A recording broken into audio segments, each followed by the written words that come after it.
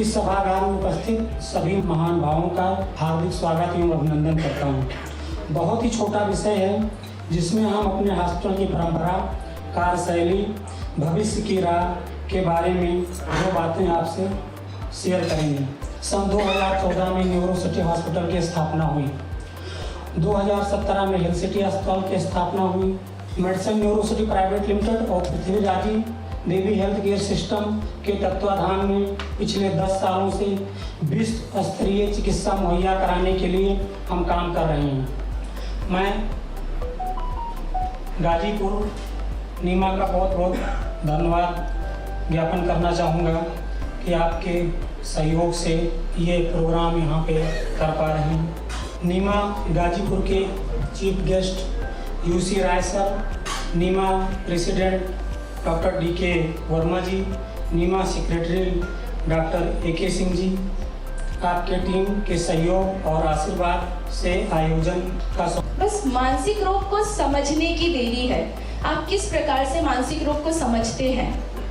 दूसरी चीज़ ये है कि यहाँ पर आप लोग भी उपस्थित हैं। कुछ के अंदर ऐसे ट्रेट हो सकते हैं, कभी उदासी के, कभी चिड़चिड़ेपन के। ये बच्चों को भी हो सकता है, बूढ़ों को भी हो सकता है, वयस्कों को भी हो सकता है।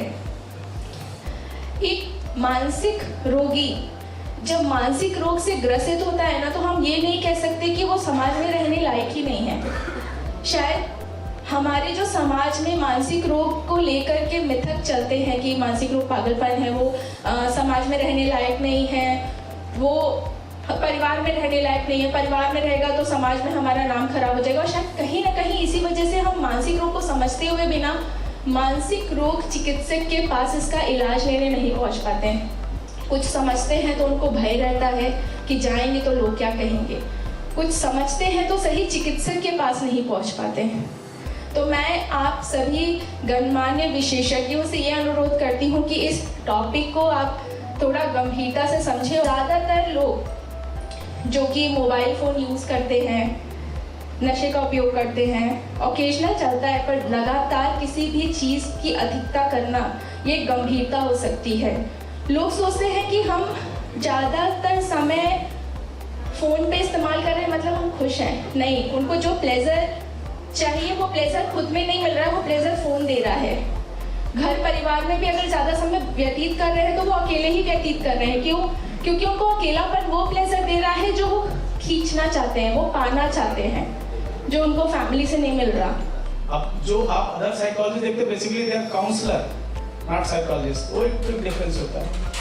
तो अब रियल सेंस में इन पेशेंट का ट्रीटमेंट इसी तरीके से होता है। फार्माकोलॉजिकल थेरेपी या दवा से इलाज केवल और केवल पेशेंट की जो प्रॉब्लम की वजह से जो कॉम्प्लिकेशन उसको सपोर्ट करता है, ना कि रूट काज को एलिमिनेट करता है। तो रूट काज एलिमिनेट करने में साइकोलॉजिस्ट का बहुत बड़ा रोल। और ये पेशेंट हर प्रैक्टिशनर को अपनी OPD में मिलना ही मिलना है। ऐसा हो ही नहीं सकता कि आप मेडिसिन की प्रैक्टिस करें, कार्डियक की प्रैक्टिस करें, गैस्ट्रो की प्रैक्टिस करें, न्यूरो की प्रैक्टिस। न्यूरो में हम लोग काफी न्यूरो के पेशेंट का समझ करके, तो बेसिकली हम लोग का जो हॉस्पिटल है उसमें हम लोग ये तीनों चीजें कवर करते हैं, न्यूरोलॉजी, न्यूरो सर्जरी और साइकेट्री, साइकेट्री प्लस साइकोलॉजी। तब जाके कंप्लीट हम लोग का न्यूरो कवर हो पाता है। Thank you. क्योंकि हम लोग सभी लोग कॉमन प्रैक्टिस करते हैं, सब लोग, कोई ऐसा डॉक्टर नहीं हो जो चेस्ट एक्सरे ना करवाता हो। किसी मरीज को कुछ भी हुआ, खांसी हुई या रेस्पिरेटरी खांसी, बलगम, एक 60% ऑफ द सिम्टम्स में खांसी और ये नाक जाम होना, कॉमन कोल्ड, ये 60% सिम्टम्स लेके हर OPD में पेशेंट प्रेजेंट करता है। तो हम सभी लोग एक्सरे तो जरूर करवाते हैं और डे टू डे प्रैक्टिस में हमारे आंखों के सामने से डेली एक्सरे गुजर रहे होते हैं। तो कुछ कॉमन एक्सरेज हैं, जैसे ये एक्सरे है एक मेल का जो कि निमोनिया का है। ये राइट साइड में लंग कंसोलिडेशन है और कुछ एक्यूट हिस्ट्री थी, 3 days fever, cough, breathlessness. And x-ray कराया और ये कंसोलिडेशन मिला। हमने उसको फर्दर इन्वेस्टिगेट करा और ट्रीटमेंट किया according to the guideline, community acquired pneumonia guideline के अकॉर्डिंग पेशेंट रिजॉल्व हुआ। ये दूसरा निमोनिया का है जिसको कैविटीज बनी है, मल्टीपल कैविटीज।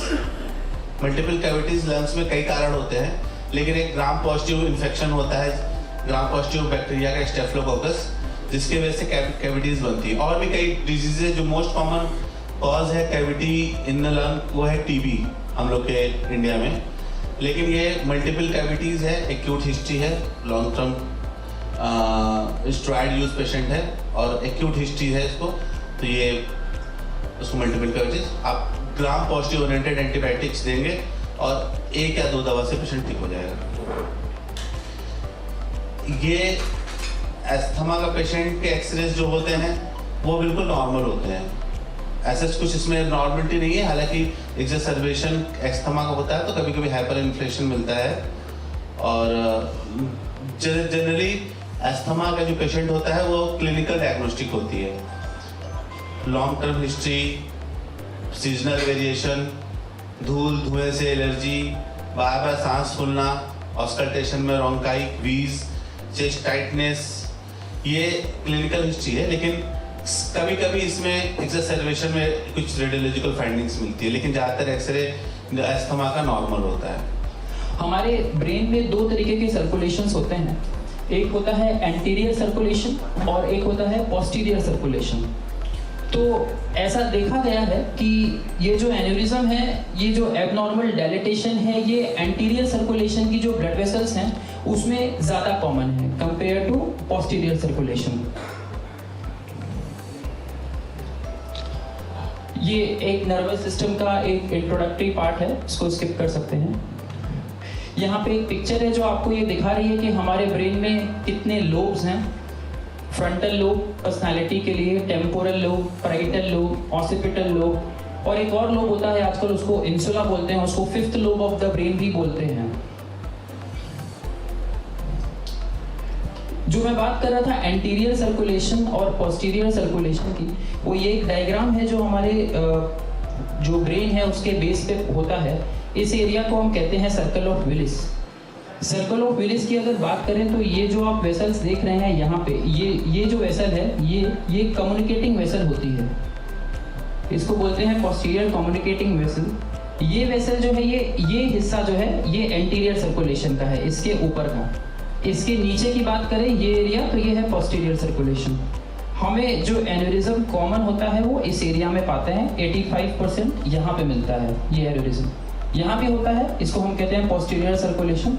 कोई भी ओपन सर्जरी करके जब आप स्पाइन सर्जरी करते हैं तो पेशेंट का हॉस्पिटल स्टे ज़्यादा होता है, क्योंकि ज़्यादा बड़ा हिस्सा काट के आप अपने डिस्क तक जो भी पैथोलॉजी है वहाँ तक पहुँचते हो, और जब आप इतना डिसेक्शन करते हो, काटते हो, तो उसकी रिकवरी में भी टाइम लगता है, तो पेशेंट का हॉस्पिटल स्टे ज़्यादा होता है। इंडोस्कोपिक सर्जरी में इसी चीज़ को एक छोटे चीरे से 2-2.5 सेंटीमीटर के चीरे से किया जाता है, और पेशेंट आज ऑपरेट होता है, मैक्सिमम 3rd डे डिस्चार्ज हो जाता है और वो अपने काम को बहुत जल्दी शुरू कर सकता है। तो स्पाइन सर्जरी में बहुत लोग ये पूछते हैं कि सर मैं ठीक हो जाऊंगा क्या, मैं कब चलने लगूंगा, मैं क्या गाड़ी चला सकता हूँ। तो यही इंडोस्कोपिक स्पाइन सर्जरी की ब्यूटी है।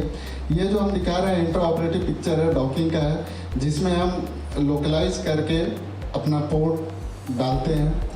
ये ओटी की इमेज है जिसमें डॉकिंग की गई है और सीआर में देखा गया है।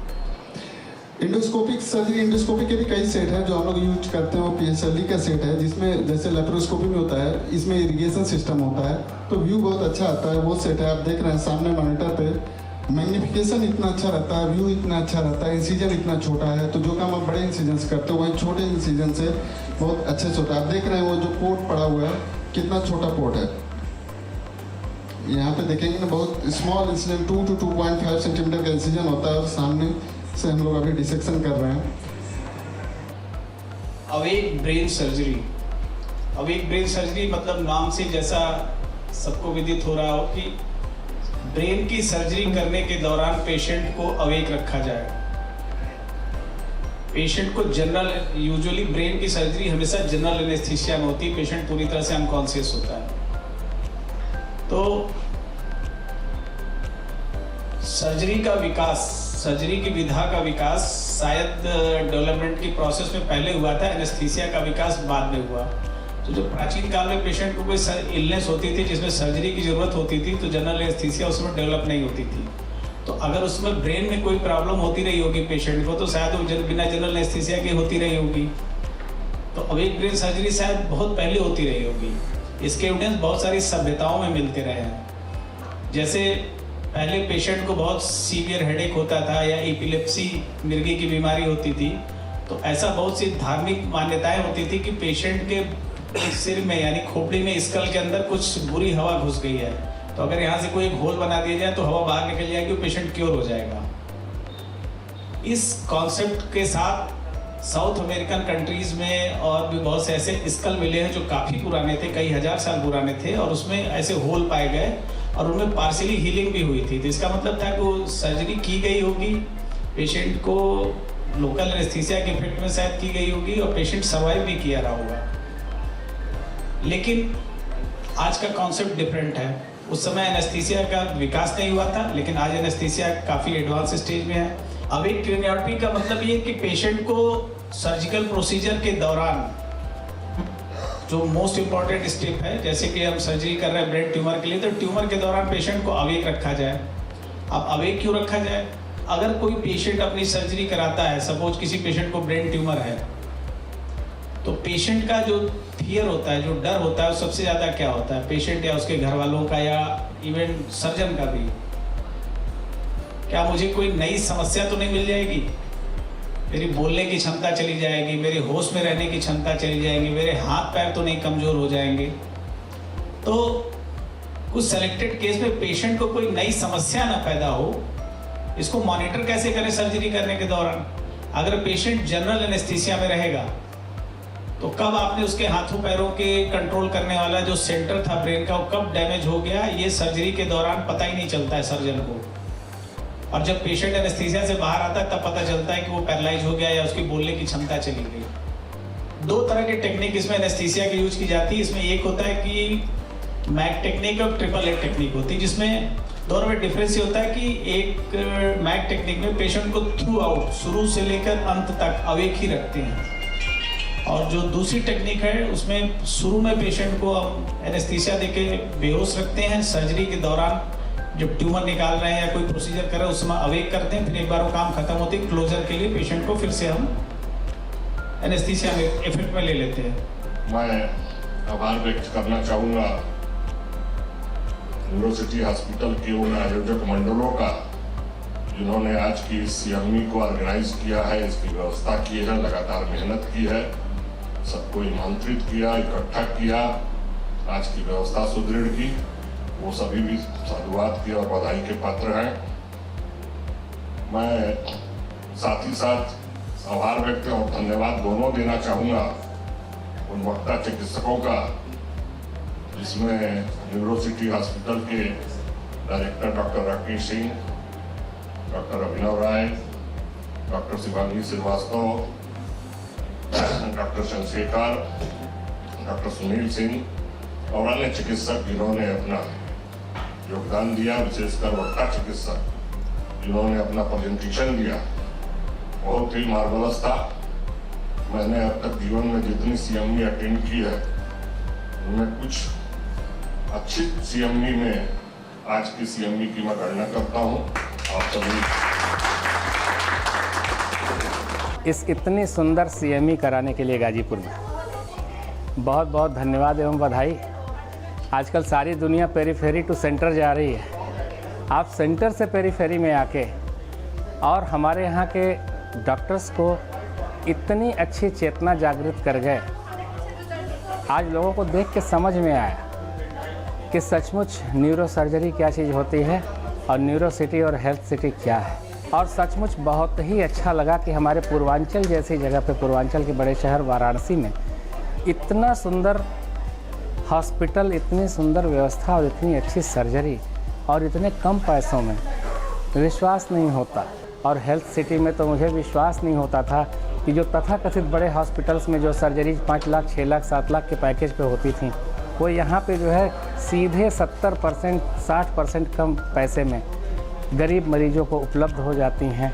और इतनी अच्छी हॉस्पिटैलिटी, सचमुच बहुत बहुत बधाई। और आप गाजीपुर में आए, इसके लिए हम हृदय से धन्यवाद करते हैं।